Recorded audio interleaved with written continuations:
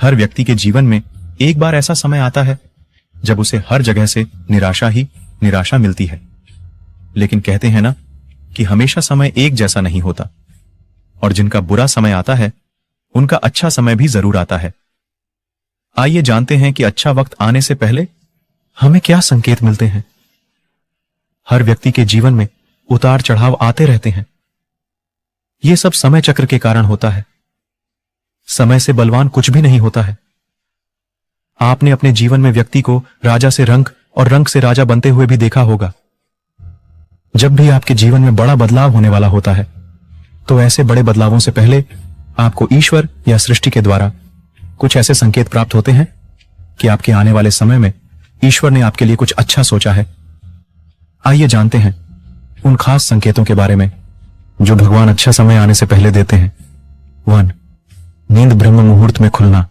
बहुत सारे ऐसे लोग होते हैं जिनकी नियमित रूप से उठने से पहले आंख खुल जाती है।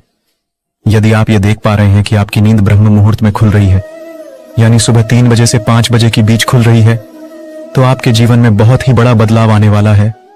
यानी कि आपको जीवन की योग्य राह मिलने वाली है। इसलिए आपको पहले ही भांप जाना चाहिए कि आपके जीवन में कुछ अच्छा घटित होने वाला है, क्योंकि यह ब्रह्म मुहूर्त भगवानों के उठने का समय होता है।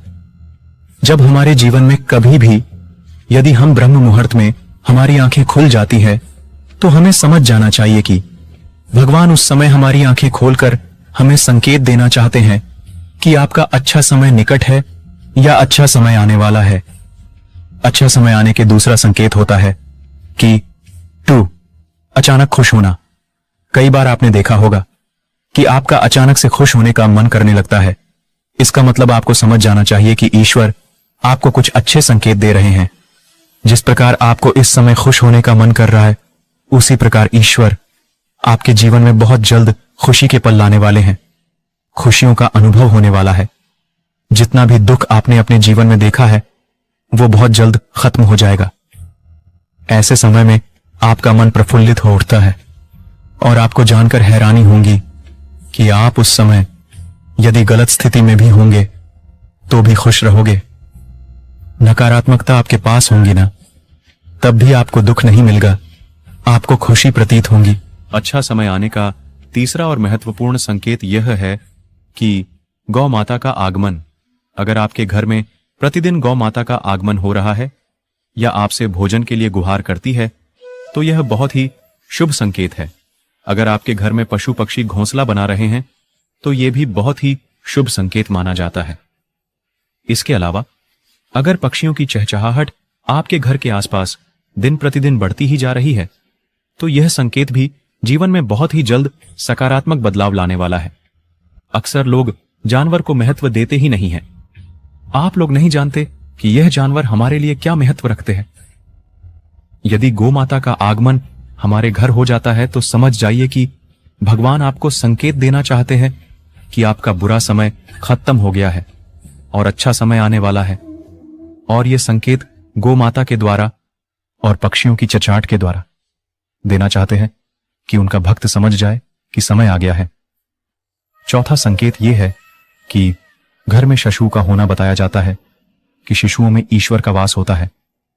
अगर छोटे बच्चे या शिशु आपको देखकर अचानक से मुस्कुरा देते हैं या आपको कोई सकारात्मक बात बोल देते हैं तो ये इस बात का संकेत है कि जीवन में सकारात्मक चीजें होने वाली हैं।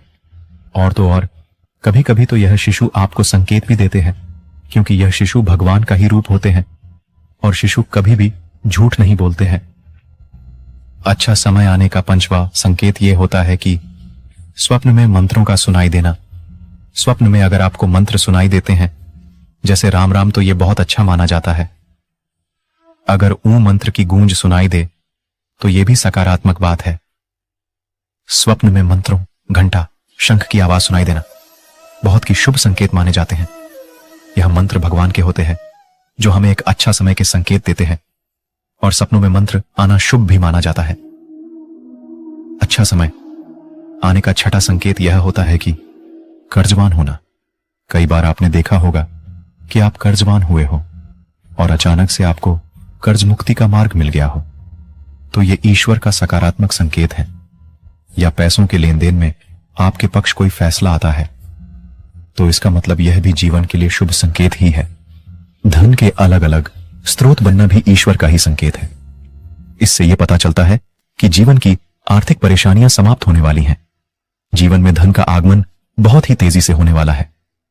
आपने भी कभी सोचा होगा कि यार, इतना सारा कर्ज है, यह कैसे उतरेगा, कौन उतरेगा?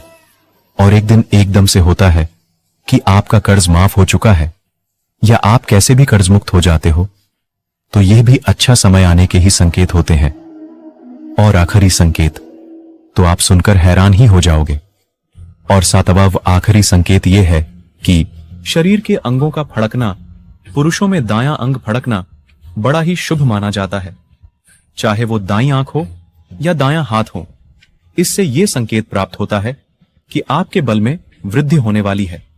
इसके विपरीत महिलाओं में अगर बायां अंग फड़कता है तो यह अच्छा संकेत है, यानी महिलाओं में बाएं अंग का फड़कना अच्छा संकेत बताया गया है और पुरुषों में दाएं अंग का फड़कना शुभ संकेत माना गया है। यह शरीर के अंगों का फड़कना आपको अच्छा समय का संकेत भी देते हैं। इस प्रकार इन संकेतों के माध्यम से आप महसूस कर सकते हैं आपका अच्छा समय आने वाला है। आज मैं मेरे सब्सक्राइबर्स को जीवन की कुछ अच्छी बातें बताता हूं जो कि श्री कृष्णा के भी उपदेश हैं। वह सब कुछ करो जो तुम्हें करना है, लेकिन लालच से नहीं, अहंकार से नहीं, वासना से नहीं, ईर्ष्या से नहीं, बल्कि प्रेम, करुणा, नम्रता और भक्ति के साथ। भगवान श्री कृष्ण इस अनमोल वचन के माध्यम से कार्य करने की नीयत का उल्लेख करते हैं। जब किसी भी कार्य करने में अगर लालच होगा, बेईमानी होगी, जलन होगी, तो वो काम न तो सही होगा और न ही उसके परिणाम फलदायी होंगे। इसके अतिरिक्त जिस कार्य को हम पूरे मन से प्रेम पूर्वक करेंगे तो वो न सिर्फ हमारे लिए बल्कि समाज के लिए भी हितप्रद होगा। 2. जो आप जो चाहते हैं उसके लिए नहीं लड़ते हैं, तो जो खोया उसके लिए मत रो। मनुष्य सब कुछ चाहता है पर सब कुछ उसे नहीं मिल सकता। आपको जो नहीं मिला उसके लिए पश्चाताप मत करो, और जो आपसे खो गया, जो आपसे अलग हो गया, उसके लिए निराश भी मत हो। 3.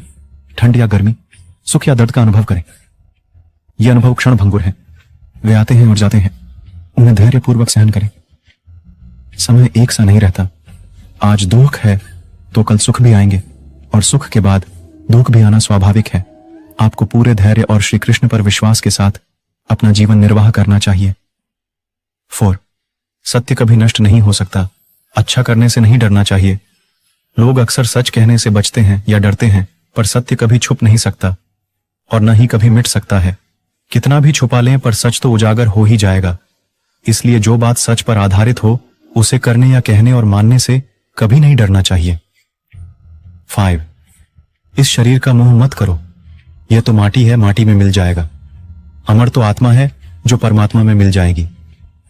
लोग अपने शरीर को सुंदर बनाने में लगे रहते हैं, पर आत्मा की सुंदरता शरीर की सुंदरता से कहीं ज्यादा महत्वपूर्ण है।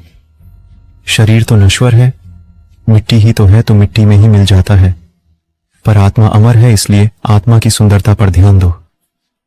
आत्मा की सुंदरता अपने को श्री कृष्ण में लीन करने में मिलती है। यह 5 उद्देश्य आपको जीवन में याद रहने चाहिए, क्योंकि इन उद्देश्यों से आप सजग रहेंगे। धन्यवाद।